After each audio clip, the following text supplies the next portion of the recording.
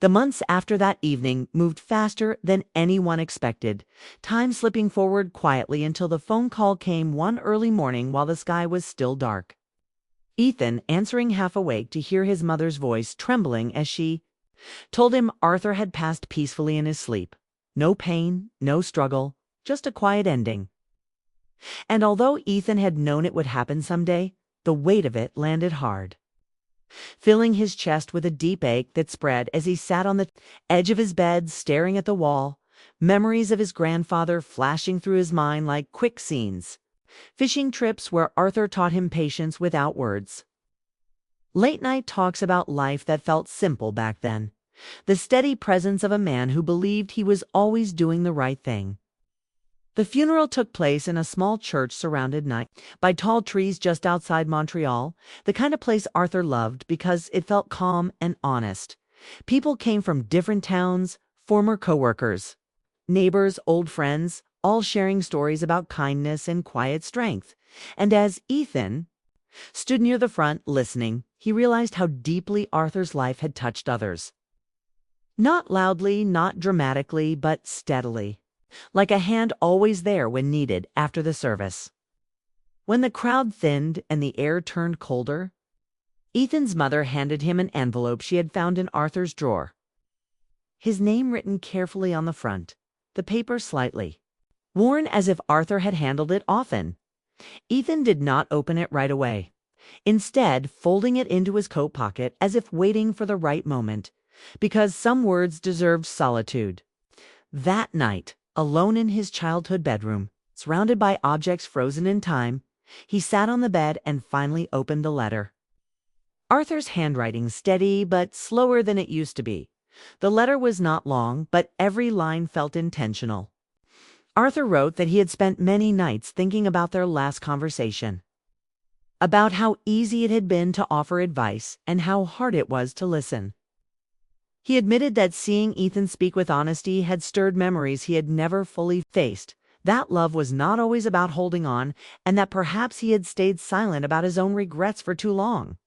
Arthur thanked Ethan for teaching him something even near the end of his life, telling him that strength came in many forms, and that choosing peace was not weakness.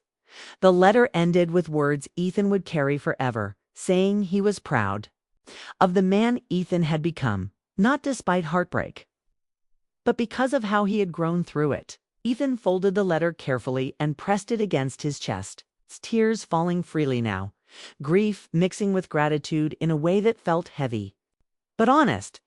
The weeks after the funeral passed in a blur of work, quiet evenings, and long walks through Boston streets as winter slowly softened into spring. And somewhere during that time, Ethan began to feel lighter, as if the past had finally loosened its grip. He was no longer carrying unspoken truths or unresolved tension. Arthur's understanding, even late, had brought closure he did not know he needed.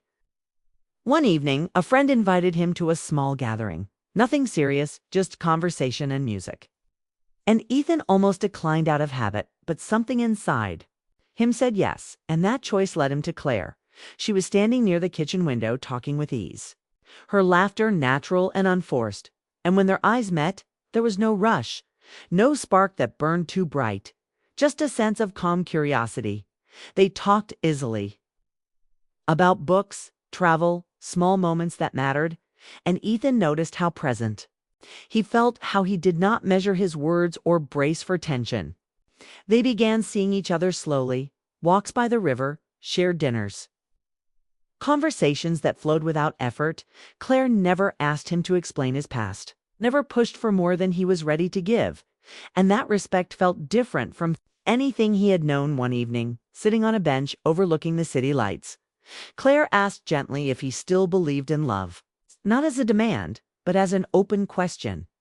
Ethan thought of Arthur, of the silence in that living room, of the letter, and he answered honestly, saying he believed in love that allowed space, that did not demand sacrifice of self, that felt safe and steady. Claire smiled, taking his hand without urgency, and in that moment Ethan understood that love did not have to hurt to be real, that it could feel like breathing as spring turned to summer. Ethan visited the old house once more before it was sold, standing in the living room where everything had changed. The clock still on the wall, the chair by the window empty now, but the air felt peaceful, not heavy, and as he closed the door behind him, he felt a quiet certainty settle in his heart. Arthur had wanted to help, and in the end, he had not, by guiding Ethan's future, but by listening to his truth.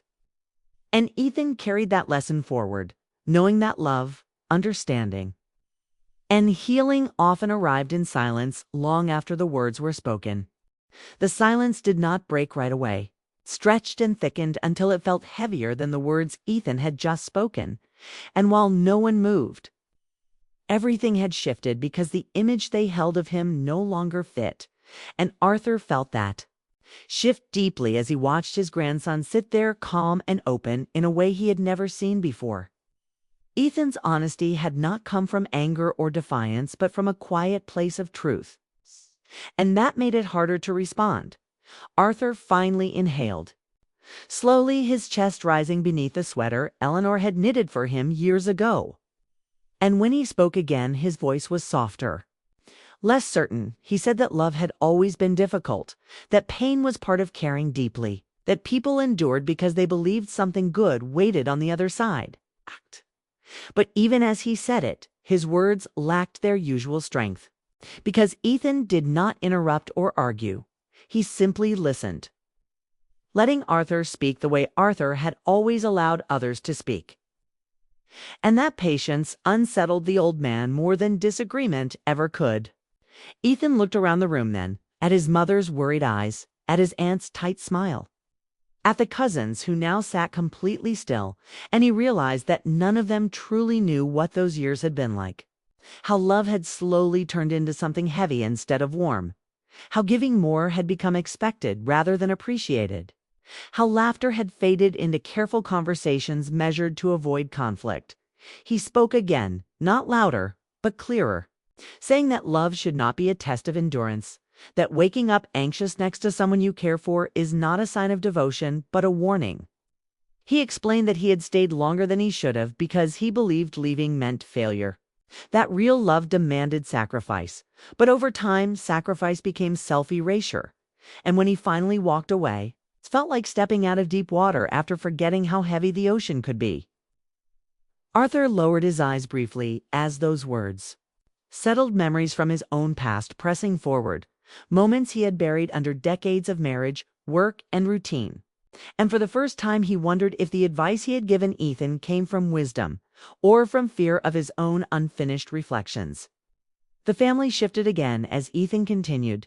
He said that healing was not dramatic, that there was no single moment when everything felt okay, that it was waking up alone and realizing the quiet no longer hurt, that it was cooking dinner without checking a phone, that it was feeling tired but not drained, and that when she married someone else last spring, he had expected pain, but instead felt release, not because he wished her harm, but because he finally knew their chapter had truly ended. And saying it out loud lifted a weight he had carried silently for years. Arthur's grip on his cane tightened, his eyes glistening as he listened to a truth he had never asked for but clearly needed. The room absorbed Ethan's words like dry ground absorbing rain. Slowly but deeply, no one rushed to comfort him or challenge him, because they understood that this was not a confession asking for sympathy, but a statement of identity. Ethan was no longer the man waiting for life to begin. He was someone who had lived, learned, and chosen peace. Arthur finally spoke again, his voice quieter than before, almost fragile, and said that he had grown up believing love was something you held on to no matter the cost. That giving up was weakness, and that being alone was the worst outcome a person could face. But looking at Ethan now, he admitted he was not so sure, because there was strength in knowing when to leave, wisdom in choosing yourself, and courage in facing quiet rather than chaos.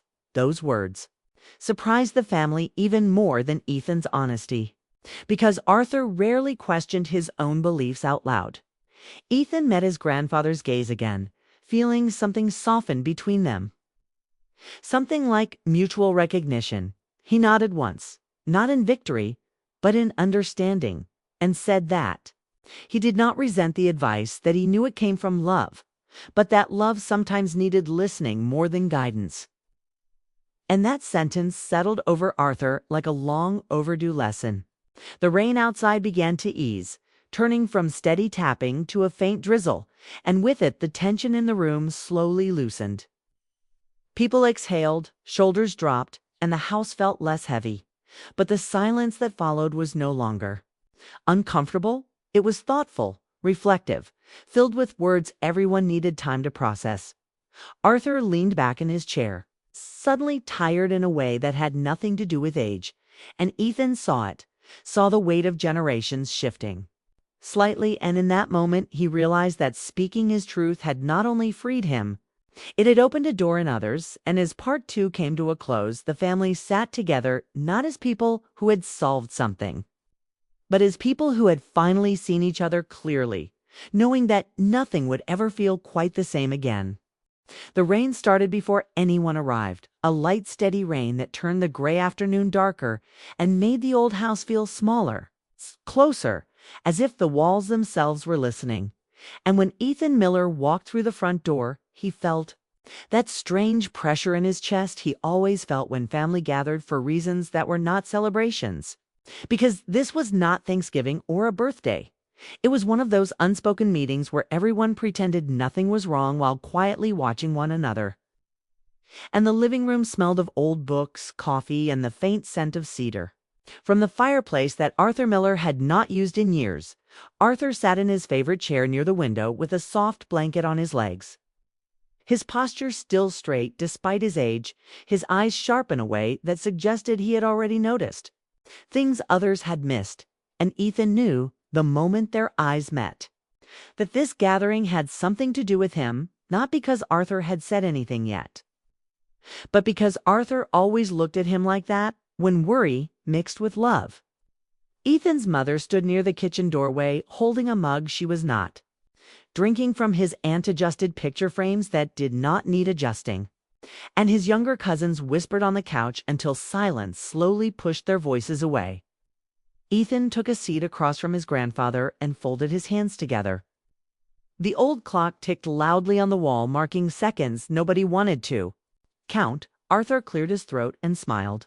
That gentle smile that had once fixed scraped knees and teenage heartbreaks, and he spoke slowly, choosing his words with care, saying that life was short, that time did not wait, that loneliness was a quiet enemy, and that Ethan was too good a man to let the past lock him away from something better.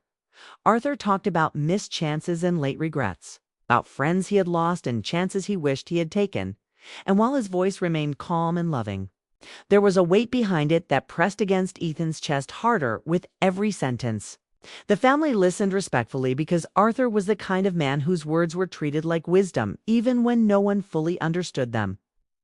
And as he spoke, Ethan felt memories move fast through his mind, memories he had carefully kept silent, of nights in a small Boston apartment where the city lights felt too bright and the silence too heavy, of loving someone deeply while slowly disappearing inside that love. Arthur ended his speech with a soft laugh and said he only wanted happiness for his grandson, that all he wished was to see Ethan with someone who made his eyes light up again. And the room nodded along, believing this was kindness, believing this was guidance, believing that love was always the answer. But Ethan felt the moment stretch, felt something sharp and honest push its way to the surface, something he had not planned to say, yet could no longer hold back, because this was not about advice or good intentions. This was about a truth that had shaped him in ways no one else could see.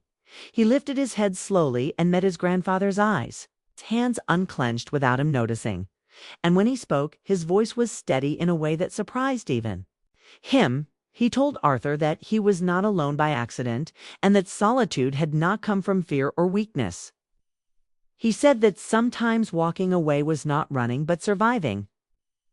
And the room shifted, chairs creaked, someone inhaled sharply, but Ethan kept going. explaining that love could be real and still be wrong, that devotion could exist alongside pain. Betty had once given everything he had to someone he loved deeply until there was nothing left of himself to offer the world. He spoke of mornings, filled with silence instead of peace, of smiles that hid exhaustion, of promises made with good intentions that slowly became chains. And while he never said her name, everyone felt the presence of that unseen woman in the room, heavy and undeniable. Arthur listened without interrupting, his hands now resting still on his cane, his expression changing from gentle confidence to quiet attention. Ethan said that love should not erase you, that it should not make you smaller, and that choosing to leave had been the hardest and bravest thing he had ever done. The rain outside grew louder, pressing against the windows, like 1,000 soft knocks, and for the first time, the family realized they had misunderstood Ethan's silence for loneliness. When it had been healing, they saw not a man who had failed at love, but a man who had survived it. Ethan's words moved quickly, not rushed, but direct, each sentence carrying years of unspoken emotion without circling back or repeating itself. He said that happiness did not always arrive wrapped in another person, that sometimes it arrived quietly when you finally stopped hurting yourself to keep someone else comfortable. And when he finished, the room felt frozen. No one spoke. No one moved. The clock continued ticking, but it sounded distant now, like it belonged to another house entirely. Arthur opened his mouth as if to respond, then closed it again, his eyes shining with something new, something like realization mixed with regret. And Ethan understood in that moment that the silence was not rejection. It was understanding arriving too late to dress itself in words. And as the rain kept falling and the house held its breath, part one of their story ended not with answers, but with a truth that changed the shape of everything that would follow.